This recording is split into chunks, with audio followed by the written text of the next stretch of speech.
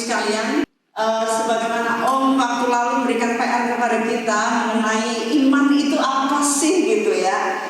Melewati perenungan dalam kehidupan saya, di mana Tuhan bawa kehidupan saya untuk berjalan dari iman kepada iman. Tentunya bagaimana kita diminta Tuhan untuk berjalan dari kemuliaan kepada kemuliaan. Kekristenan bukan stagnan, tetapi kekristenan selalu nanjak. Kalau perlu menukik ya saudara, Tuhan bawa perjalanan saya tidak hanya menanjak, tetapi ada tantangan yang mana Tuhan lewatkan ke dalam kehidupan saya. Dan saya waktu saya mau grab, saya mau ambil itu, Tuhan tawarkan menukik. Saudara, bicara mengenai iman, saya pagi hari ini, siang hari ini ingin mengusung topik yang sangat luar biasa, orang yang sangat luar biasa, yang saudara semua sudah hafal kisahnya. Tetapi Tuhan memberikan pewahyuan narasi kepada saya, seorang yang luar biasa, yang namanya identik dengan nama saya, yaitu seorang dalam Alkitab, yaitu Maria Magdalena.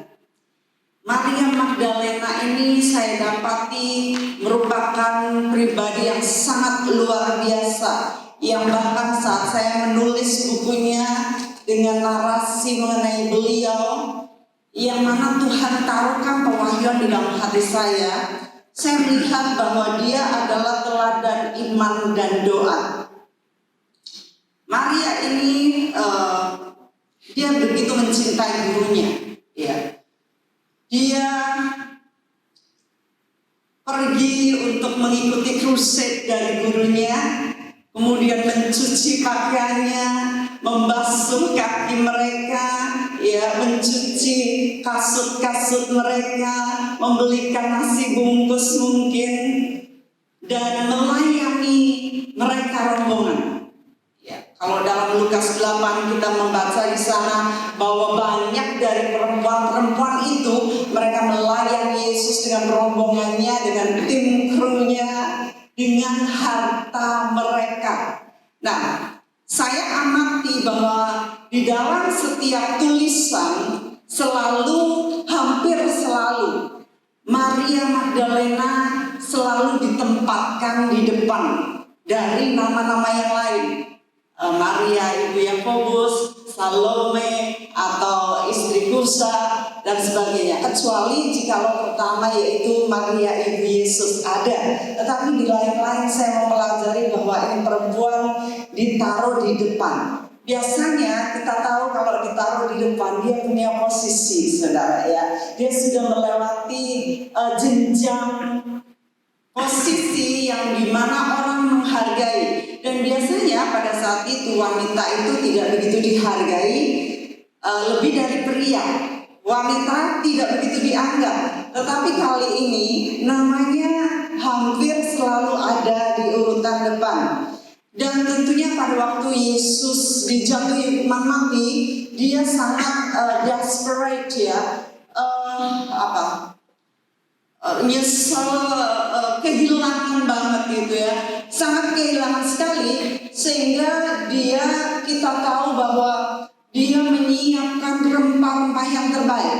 Saya membayangkan bahwa dia ini membeli dengan keuangannya, hartanya, semuanya demi terakhir dia bisa memberikan yang terbaik bagi gurunya. Dan dia tidak sabar menanti sampai Sabat berlalu. Nah, ini luar biasanya. Saya membayangkan bagaimana dia nggak bisa tidur malam itu. Ya, Sabat pun dia lalui dengan tidak seperti biasanya. Dia menangis terseduh-seduh. Tidak tahu bagaimana harapannya hilang begitu saja. Ya. Kemudian mari kita baca kisahnya dalam Yohanes 20 ayat 1. Saya minta kita membaca in concert. Saya 1, saudara 2. Dan seterusnya sampai yang ke-11. Ready? Pada hari pertama minggu itu pagi-pagi benar ketika hari masih gelap. Pagi-pagi benar ketika hari masih gelap. Di terjemahan lain dikatakan ketika matahari sudah terbit, dengan wanita-wanita yang lain ketika matahari sudah terbit ya, tetapi hanya Yohanes yang menuliskan bahwa pagi-pagi benar ketika hari masih gelap, pergilah Maria Magdalena ke kubur itu dan ia melihat bahwa batu telah diambil dari kubur. Ia berlari-lari mendapatkan Simon Petrus dan murid yang lain yang dikasihi Yesus dan berkata kepada mereka, "Pulang ambil orang dari kuburnya, dan kami tidak tahu di mana ia diletakkan." Maka berangkatlah Petrus dan murid yang lain itu ke kubur. Kedua-duanya berlari bersama-sama, tetapi murid yang lain itu berlari lebih cepat daripada Petrus sehingga lebih dahulu sampai di kubur. Ia menjenguk ke dalam dan melihat kain kapan terletak di tanah, akan tetapi ia tidak masuk ke dalam. Maka datanglah Simon Petrus juga menyusul dia dan masuk ke dalam kubur itu. Ia melihat kain kapan terletak di tanah. Sedang kain peluh yang tadinya ada di kepala Yesus tidak terletak dekat kain kapan itu, tetapi agak di samping di tempat yang lain dan sudah tergulung. Maka masuklah juga murid yang lain yang lebih dahulu sampai di kubur itu, dan ia melihatnya dan percaya. Sebab selama itu mereka belum mengerti isi kitab suci yang mengatakan bahwa ia harus bangkit dari antara orang mati. Lalu pulanglah kedua murid itu ke rumah. Saudara, kalau kita lihat di sini, maka waktu mereka melihat fakta, mereka berkata, "Alright, it's over." Ya, udah selesai, gak ada Yesusnya. So what? Kita mau ngapain lagi? Dan pulanglah mereka cowok-cowok ini karena tidak menemukan fakta. Lalu ayatnya hanya terhubung satu saja dengan kata tetapi. Ayat 11 dikatakan tetapi Maria berdiri dekat kubur itu dan menangis. Cewek ya, menangis. Kalau kita cowok udahlah, gak ada ya wes gitu, gak usah kita repot, gak usah kita cari-cari fakta. Banyak sekali anak-anak Tuhan saat tidak melihat fakta, mereka berhenti sampai di situ. Mereka berkata, it's over, kita gak perlu lagi lama-lama buang waktu, capek-capek. Ya, mendingan kita ngumpul sama keluarga kita aja di rumah, anget-anget. Not with Mary Magdalene. Dia berkata, aku akan duduk di sini, aku akan nangis, aku akan menanti lebih lama lagi. Gak peduli gak ada jawaban, gak peduli Tuhan yang muncul, gak peduli ada prajurit di sana, gak peduli aku akan dibunuh, tetapi aku akan menanti di sana sambil menanti dia menangis, saudara. Saat there is no answer, ketika gak ada jawaban, tetapi kita tetap menanti di sana, kita tetap nungguin Tuhan. Aku gak peduli Tuhan dengan jawaban, karena Yesus adalah jawaban, saudara. Kalau kita berani lebih lama lagi, sekalipun tidak ada fakta, tidak ada jawaban apapun dari Tuhan, gak ada desau air bah, gak ada tanda apapun juga, bahkan sepoi pun gak ada, Maria tetap nungguin di sana. Maria bikin Tuhan gak tahan, saudara. Berapa banyak anak Tuhan yang bikin Tuhan gak tahan? Banyak anak Tuhan doa sebentar aja, padahal doanya katanya, Tuhan, aku ingin mengenal Engkau lebih dari semua, tapi suka buru-buru. Nanti kalau doa, inget dandang, inget memean, lagi inget anak belum dikasih makan, inget anjing gonggong, inget HP bunyi tangtung-tangtung. nggak bisa lagi kenal Tuhan. Saat Maria ini hanya kata tetapi, dia bikin Tuhan nggak tahan. Ya, wow, ini perempuan, dia bikin aku harus memunculkan diri. Aku coba dulu muncul dengan rupa yang lain yang belum dia ketahui. Waktu malaikat muncul, Maria dikatakan gak kaget tuh. Padahal semua orang yang lihat lihat malaikat selalu kaget. Tetapi Maria ini dia gak peduli dengan malaikat. Malaikat muncul, dia bilang, mana Tuhanku? Yang dia ingini hanya Tuhannya, cintanya hanya Tuhannya. Ya, kemudian muncul lagi yang dipikirnya tukang taman. Dia bilang, mana? Kalau kamu yang ambil, mana itu mayat Yesus? Ini perempuan ngomong mayat, saudara. Dia mau lihat mayat, bayangin. Apa nggak luar biasa? Ya, saya aja kadang-kadang ngeri-ngeri sama mayat ya. Tapi ini perempuan, mayat Yesus mana? Aku akan ambil, aku akan gotong dia. Begitulah kira-kira. Wow, luar biasa banget. Kemudian, Tuhan udah gak tahan lagi. Gregetan Tuhan ini kalau dinanti, saudara. Kalau kita bertetapi sama Tuhan, Tuhan itu gak tahan. Dia bilang, alright, sekarang aku harus memunculkan diri. Dan Tuhan berkata, Maria. Waktu dia berkata Maria ini nggak gini, copot-copot gitu, nggak begitu. Ada yang latahnya kodok-kodok gitu ya. Lalu ada yang penulis Da Vinci Code atau apa yang menulis bahwa Maria itu diperistri oleh Yesus. Not so. Karena apa? Kalau orang kaget, itu ngomongnya kan yang meluncur keluar kan langsung itu mau joko gitu kan. Ini enggak. Rabuni katanya. Berarti itu menyatakan hubungannya antara dia dengan gurunya. Disitulah kita tahu bahwa nggak ada itu yang kayak gitu.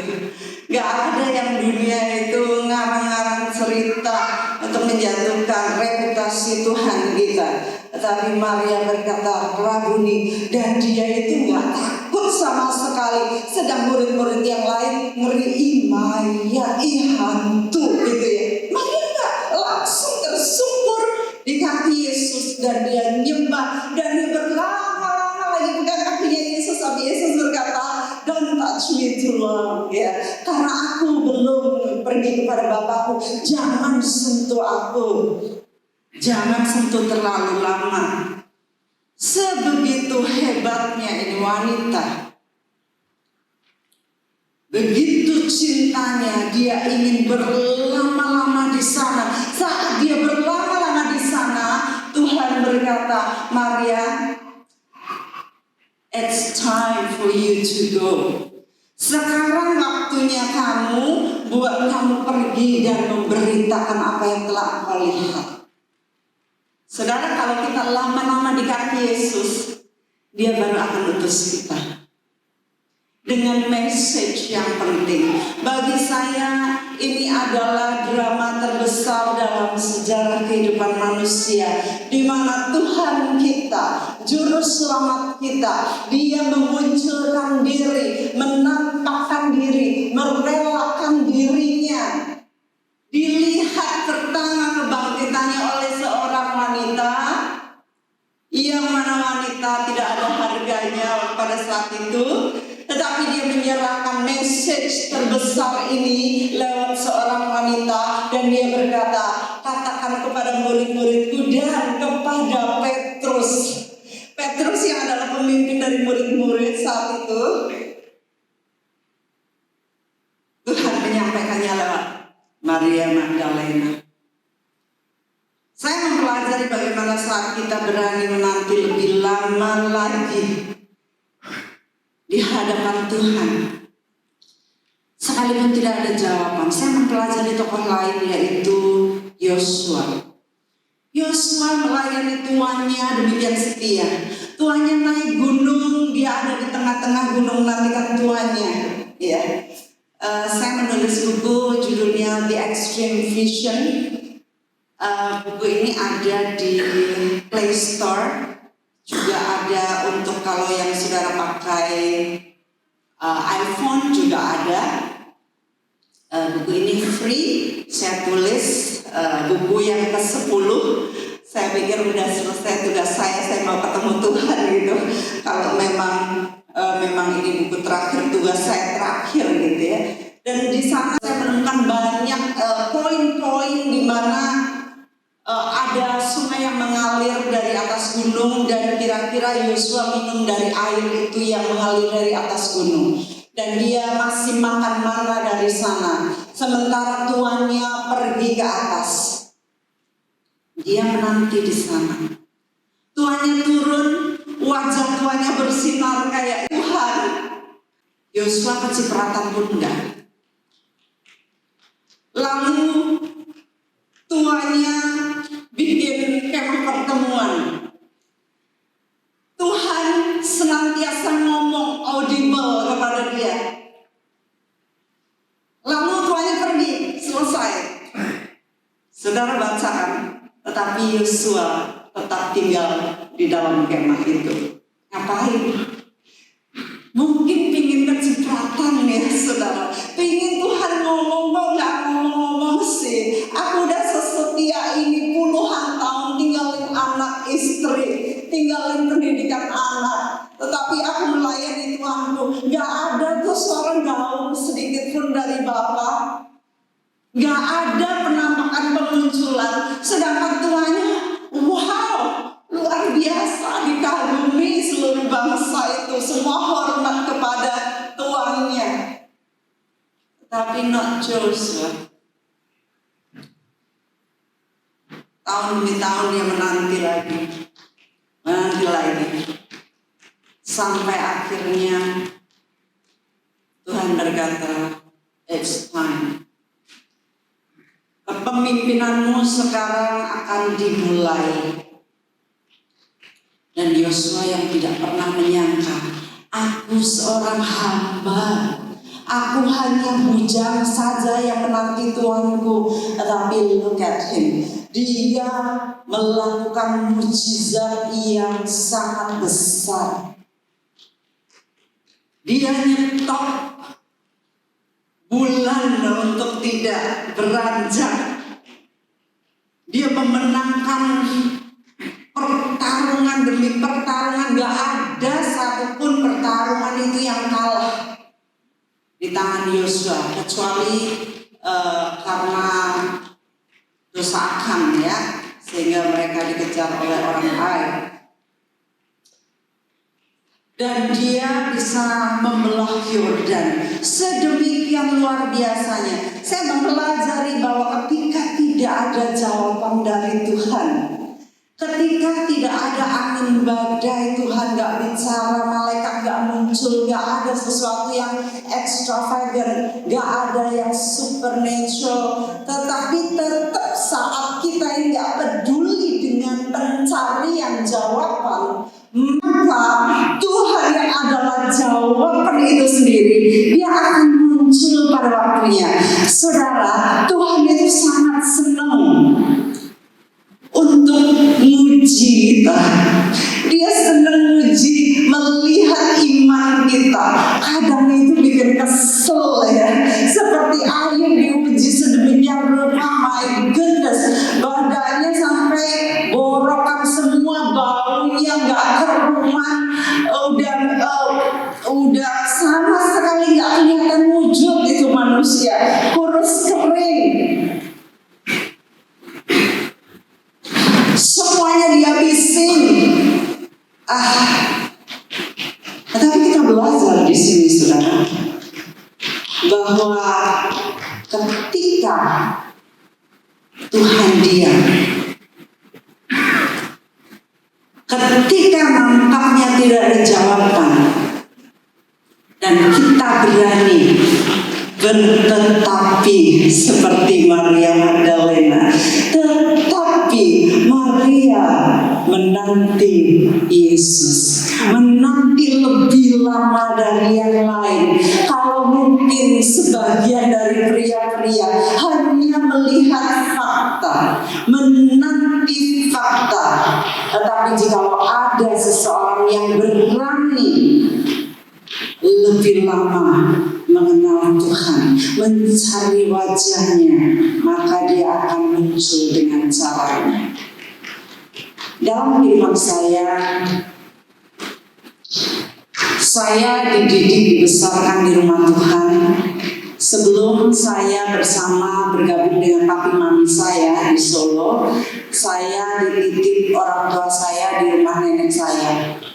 Nenek saya bernama Anggit, dan nenek saya bahkan sebelum papi saya masuk GPPS, nenek saya itu udah punya kartu jabatan GPPS.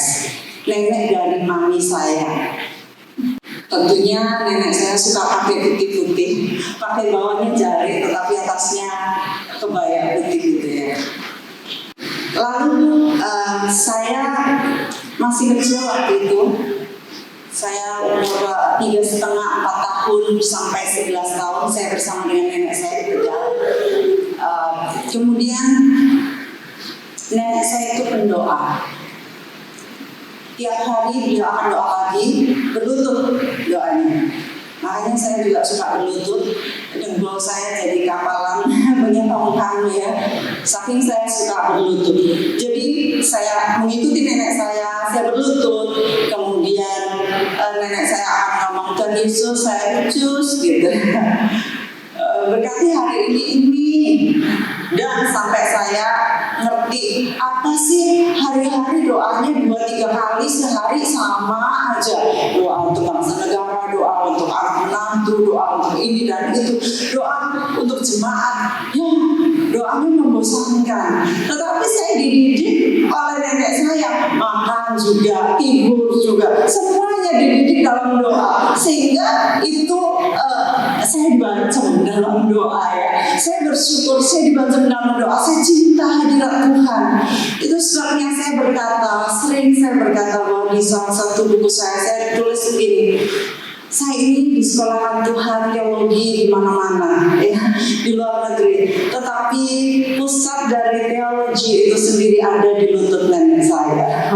Karena saya cinta Tuhan, dan dengan itu saya jadi cinta hadirat Tuhan. Saya addicted, saya akan selalu membuang hadirat Tuhan. Hari-hari saya bisa habiskan berjam-jam di bait Tuhan, di pelataran Tuhan. Dan sampai sekarang percintaan saya masih hadirat Tuhan. Saya boleh katakan bahwa setengah dari kehidupan saya, waktu-waktu saya habiskan di hadirat Tuhan. Saya nggak bangga dengan pencapaian-pencapaian, tapi saya bangga saat saya ada di hadirat Tuhan, saat saya gondel di kakinya Tuhan, saat saya swinging on His feet, saat saya hanya gandolan ya. Saya bilang, Tuhan, here I am, I need you, I want to know you. Saya ingin segalanya tentang Tuhan. Sometimes I don't care about the answer. Saya nggak peduli jawaban, tetapi Tuhan, karena Engkau jawaban, aku ngerti Tuhan. Kalau Tuhan nggak bicara pun, I still love you. Ya. Jadi saya menghidupi kehidupan seperti Maria Magdalena tanpa disangka, diduga oleh orang tua saya yang memberikan nama saya mirip seperti ini. Saya mengemban cinta pada Raja segala raja. Saya mencari Dia, dan seperti yang Paulus katakan, bertahun-tahun saya hafalkan ayat yang ku kehendaki ialah mengenal Dia dan kuasa kebangkitannya dan persekutuan dalam penderitaannya, supaya aku menjadi sama dengan Dia dalam kematiannya dan someday beroleh kebangkitan dari antara orang-orang mati. Yang ku kehendaki ialah mengenal. Kalau ada orang ingin mengenal tapi duduknya cuma sebentar, buru-buru, mengenal apa coba? Ya. Saya rindu untuk kenal Tuhan lebih lagi. Kalau saya punya diberi waktu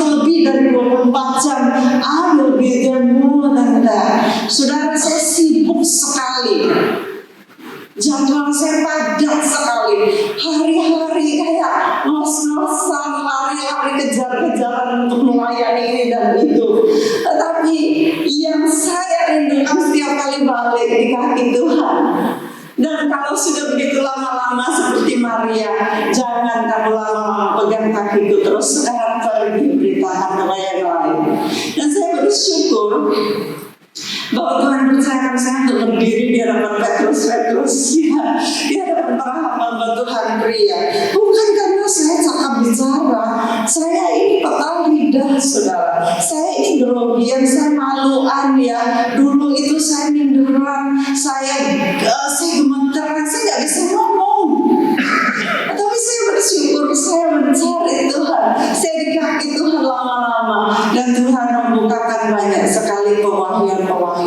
Tuhan bukakan mata rohani saya, unbelievable. Saya nggak pernah menyadari bahwa sebagaimana Rasul Paulus berkata, dan aku meminta kepada Allah Bapakku, Tuhan Yesus Kristus Allah yang mulia itu, supaya Ia memberikan kepadaku roh hikmat dan wahyu untuk mengenal Dia dengan benar. Roh hikmat dan wahyu untuk apa gunanya? Mengenal Dia dengan benar, dan agar mata hatiku menjadi terang, supaya aku mengerti pengharapan apakah yang terkandung dalam panggilannya, betapa kayanya kemuliaan bagian yang ditentukannya bagi orang-orang kudus, betapa hebat kuasanya bagi kita yang percaya, sesuai dengan kekuatan kuasa yang bekerja di dalam Yesus Kristus, dengan membangkitkan Dia dari antara orang mati, mendudukannya di sebelah kanannya Bapa di surga, lebih jauh, lebih tinggi dari segala pemerintah, penguasa, kekuasaan, kerajaan, dan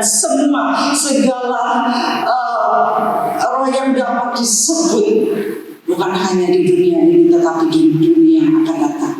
Segala sesuatunya diserahkan kepada Dia adalah kepala jemaat.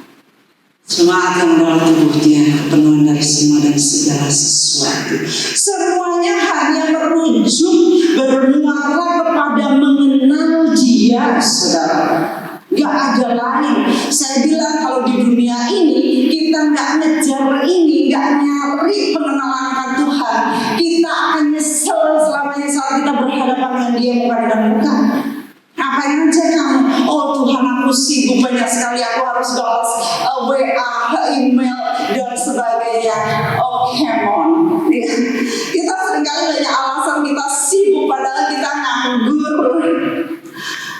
Kita bisa membuang waktu hal yang sia-sia, tetapi untuk mengenal Dia lebih lagi, dengan waktu rentang hidup kita yang hanya sedikit ini. Saya nggak kebayang kalau mikir kehidupan, umur, waktu-waktu yang tinggal berapa aja, yang berjalan terus. Seminggu cepet banget, setahun cepet banget, belum apa-apa Paskah lagi, belum apa-apa curahan roh, belum apa-apa Natal, ulang tahun gereja, ini dan itu. Wah, sibuk. Tetapi kalau kita tidak menyibukkan diri untuk ambil waktu ketemu dengan Dia, untuk mengenal Dia, maka kita akan hanya melakukan rutinitas saja. Dan nantinya Tuhan berkata, who are you? I don't know you. Itu yang paling ditakutin, saudara. Kalau nantinya Dia berkata, maka Dia akan berterus terang. Ouch, terus terangnya udah telat, saudara. Terus terangnya nanti kalau kita udah berhadapan di pengadilan putih, no way. Saudara, lebih baik kita sekarang di sini mengenal Dia, sebab itu yang Dia rindukan. Itu yang Rasul Paulus, rasul besar kita rindukan. Musa, orang yang luar biasa, dia berkata, karena dosa kalian, kalau bisa, aku akan datang lagi, aku akan puasa lagi, 40 hari lagi, puasa tanpa makan minum. Can you believe that? Begitu cintanya Dia ada di hadirat Tuhan. Gak peduli jemaat mau berulah seperti apa, gak peduli mereka mau kayak apa jungkir baliknya, tetapi kerinduannya, cintanya kepada Tuhan ada di gunung Tuhan. Menyambung Om punya message di bulan Januari saudara, iman itu apa sih? Ya, perempuan Syro-Fenisia, dia datang kepada Tuhan dan dikatakan begini, Matius 15 2-8, tetapi karena Bapak Ibu sudah hafal semuanya, saya hanya ingin menggarisbawahi ayat ke-8-nya mungkin. Tetapi Yesus sama sekali tidak menjawabnya. Lu kata, Tuhan Yesus seringkali gak mau jawab. Maksudnya enggak sih? Aduh gemes Tuhan, jawab toh. Kok gak jawab? Lalu murid-muridnya datang dan meminta padanya, oh Tuhan suruhlah ia pergi, ia mengikuti kita dengan teriak-teriak. That's right, saudara, Tuhan itu suka diem, tapi kalau kita teriak-teriak, Tuhan, save me, help me, ya tolong saya, Tuhan. Jadi rupanya Tuhan itu senang kalau ada orang yang didiemin tetap ngeyel, teriak-teriak. Lukas 11 ayat 5 di sana. Tolong dijelaskan dulu. Lukas 11 ya. Oh, alright. Lalu katanya kepada mereka, jika seorang di antara kamu pada tengah malam pergi ke rumah seorang sahabatnya dan berkata, saudara pinjamkanlah kepada 3 roti. Next. Sebab seorang sahabatku yang sedang berada dalam perjalanan singgah ke rumahku dan aku tidak punya apa-apa untuk hidangan kepadanya. Next. Nah, ini dia. Aku berkata kepadamu, sekalipun ia tidak mau bangun dan memberikannya kepadanya karena orang itu adalah sahabatnya, namun karena sikapnya itu yang apa? Tidak malu. Jadi Tuhan itu suka dengan orang yang pertama apa tadi? Teriak-teriak.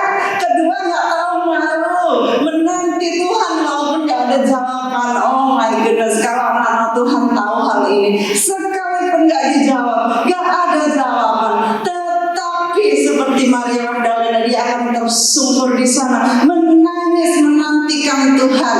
Dan ada lagi ayat-ayat yang lain di mana tidak jemu-jemu.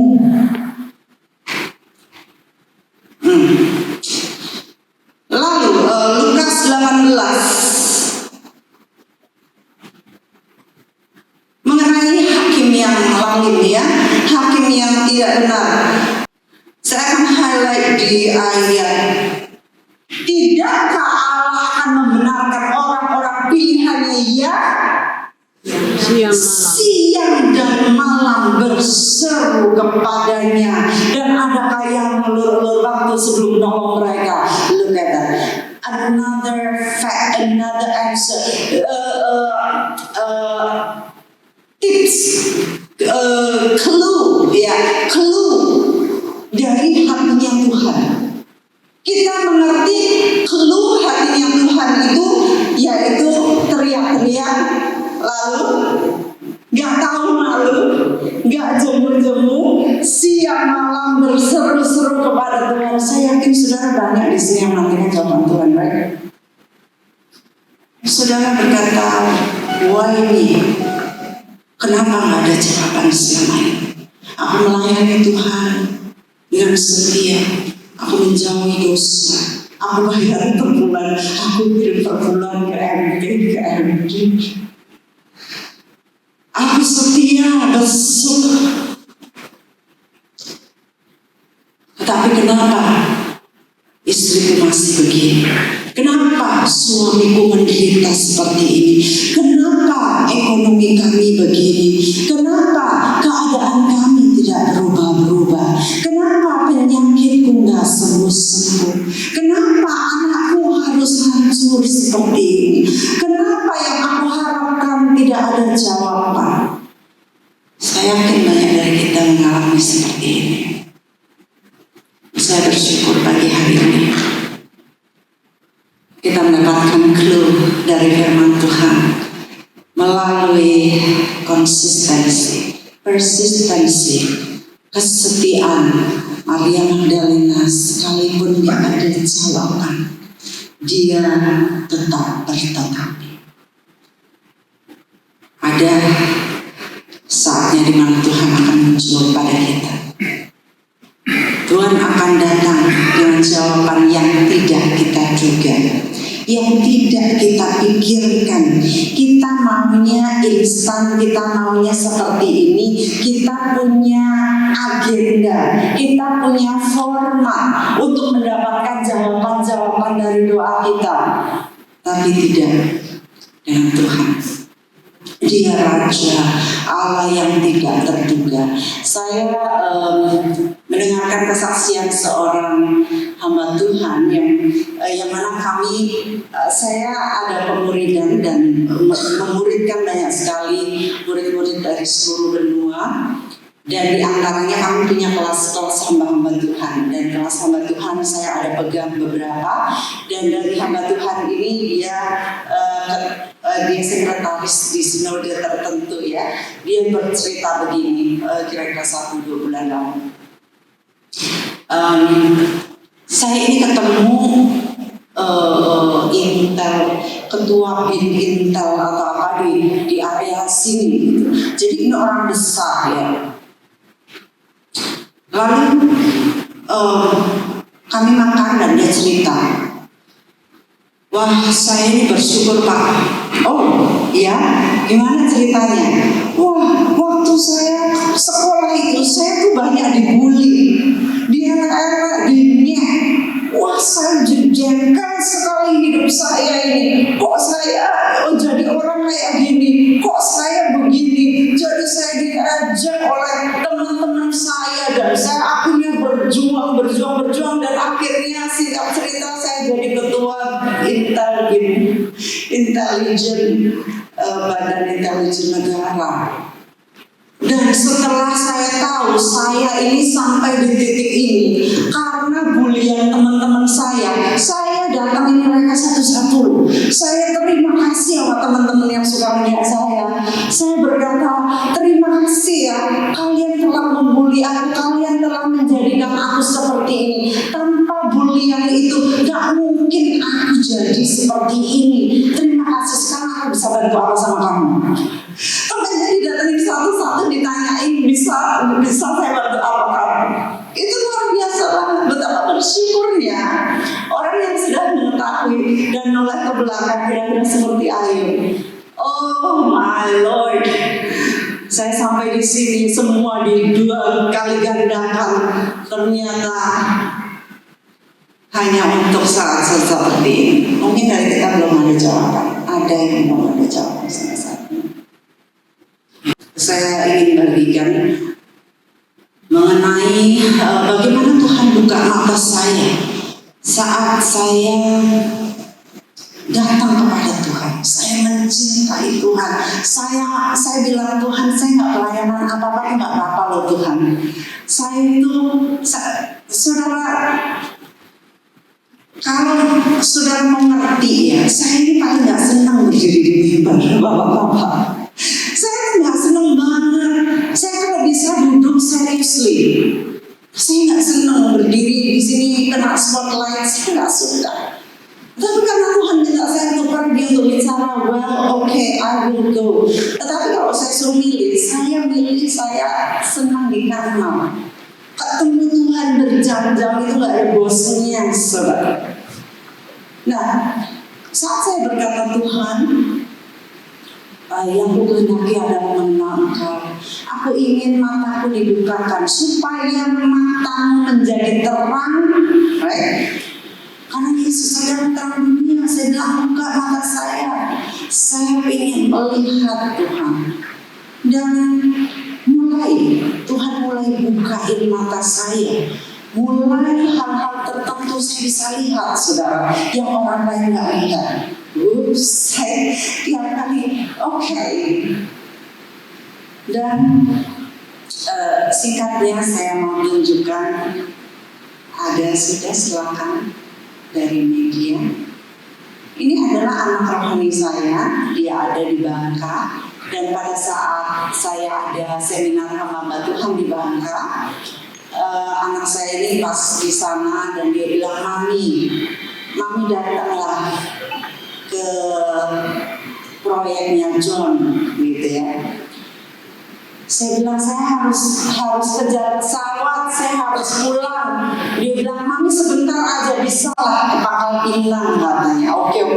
Maka kami konvoy 3 mobil dan John di depan dan saya sama hamba Tuhan rekan yang lain, saya ada di mobil yang lain. Lalu istri hamba Tuhan rekan saya cerita, kasihan loh Bu Meg, si John ini. Loh kenapa? Dia itu punya proyek. Ini proyek perumahan gitu, sama kapling-kapling dijual, nggak laku, bertahun-tahun nggak laku, sampai diganti nama lagi ya. Lalu sampai ini nama yang ketiga ditulis namanya Miracle Land gitu. Oke. Kenapa ya Bu ya? Kira-kira saya nanya, ya nggak tahu lah ya. Entahkah dia bekerja sama dengan apa nggak ngerti loh, pokoknya nggak laku Bu. Oh gitu ya. Oke. Jadi kami masuk dan waktu masuk inilah. Shalom semuanya. Saya John Calvary mau menyaksikan kebaikan Tuhan Yesus. 5 tahun yang lalu saya bersama teman-teman di Pangkal Pinang Bangka mendirikan perusahaan properti, mendirikan perumahan bernama Taman Berlian dengan luas 2 hektar dan bisa membangun 87 bangunan. Kami bersama teman-teman membangun, itu ada 7 rumah dan 3 ruko, menghabiskan semua modal kami dan hanya bisa KPR itu 4 rumah. 3 rumah dan 3 ruko dibatalkan. Kami kehabisan uang untuk operasional dan kami tidak bisa melanjutkan proyek ini karena kami menunggu belum ada pembeli dan kami harus menghentikan proyek ini dengan segera. Dan kami hanya membayar 2 satpam sampai 4 tahun kemudian Taman Berlian kami ubah menjadi nama Grand Harmony. Nah disitulah kami memberikan diskon yang spektakuler 50%. Ruko 900 juta diskon 50%. Yang rumah 2M 50 juta kami diskon 50%. Yang rumah 2 lantai 1M 350 juta kami diskon 50%. Ketika kami obral pun tidak laku-laku karena setiap orang yang mau melihat membeli batal. Kami mengganti nama Grand Harmony menjadi Miracle Land. Kami minta pertolongan Tuhan supaya ada keajaiban Tuhan di lokasi ini. Dan keajaiban itu datang. Kami bersyukur ketika Ibu Magdalene Kawojo saat itu dia di Pangkal Pinang Bangka ada acara seminar dan saya ikut di seminar itu dan saya mengundang Ibu untuk datang ke lokasi berdoa. Ketika Ibu datang ke lokasi dan dia melihat situasi kondisi di sekitar, ternyata ada satu roh wanita yang sangat membenci saya dan tidak menyukai saya dan menghalangi proyek ini. Kemudian Ibu Magdalene Kawojo dia berdoa dan saya mengikuti doanya dan ada pelayanan malaikat Tuhan di tempat ini. Dan saya sangat kaget ketika besoknya ada keajaiban terjadi di lokasi ini. Orang melihat dan memberikan minat. Ada yang beli tanah dan ada beli rumah dan belum lama ini 3 ruko terjual. Luar biasa. Saya sangat bersyukur kepada Tuhan melalui hambanya Ibu Magdalene Kawojo yang saya panggil Mami karena saya adalah murid IDTC angkatan 37. Waktu di IDTC saya mendengar suara Tuhan Yesus bahwa Ibu Magdalene Kawojo adalah mama saya dan saya panggil dia Mami. Nah, waktu Mami sudah pulang, di situ saya memberi kesaksian dan di proyek ini sudah terbuka dan ada orang-orang yang membeli dan puji Tuhan. Saya tidak mengerti bagaimana cara kerjanya, tetapi keajaiban itu luar biasa terjadi di tempat ini. Saya sangat kaget. Tuhan luar biasa baik dan Tuhan terus memberikan kebaikan-kebaikan yang luar biasa dalam hidup saya. Dan kita coba lihat sebentar di lokasi ini. Iya, jadi pada waktu itu waktu saya datang singkat sekali, nggak sampai 10 menit. Lihat rumahnya, rumah-rumah lokasi tersebut, kemudian saya langsung berasa, saudara, ada orang perempuan ini yang menghalangi orang untuk nuntut, nggak bisa beli. Jadi sambil jalan ke mobil, John ini ikut di sebelah saya. Saya bilang, John, kamu ikutin saya, ngomong aja, perkataan sama itu perempuan. Cuma begitu aja. Kalau kamu masuk mobil, besoknya dalam 1 minggu laku 3, saudara. Luar biasa, dan banyak sekali Tuhan bukakan mata saya, nggak semua, tetapi banyak di mana saya bahkan lihat lukisan aja. Ini ada rohnya ini lukisan ini gitu ya. Masuk rumah saya tahu ini yang di tengah ini berkumpul beberapa banyak roh dan sebagainya. Bahkan kami sering mengadakan doa bersama dengan murid-murid. Tuhan berikan hikmat kepada saya, Marifa, untuk melihat penyakit-penyakit yang ada dalam diri mereka. Ada yang terakhir bulan kemarin, akhir bulan waktu kami berdoa, aduh saya udah gak enak banget ya. Tuhan ngomong sama saya, ada yang duburnya Tuhan sembuhin. Lalu, aduh saya harus minta maaf. Saya bilang ini ada alat vital sebelah bagian kanan Tuhan sedang sembuhkan. Ada juga benjolan dan sebagainya di leher dan sebagainya. Dan berturut-turut setelah doa itu laporan masuk. Aduh saya gak nyangka waktu saya berdoa gak tahan karena saya gak bisa duduk 5 menit aja, saya itu gak tahan. Jadi saya tidur doanya. Waktu ibu bilang bahwa dubur, betul saya disembuhkan duburnya. Wow, itu luar biasa. Tuhan, saat kita mau mengenal Dia, saat kita berlama-lama dengan Dia, maka Dia akan salurkan, impartasikan hatinya, matanya, kerinduannya agar kita menjadi alat bagi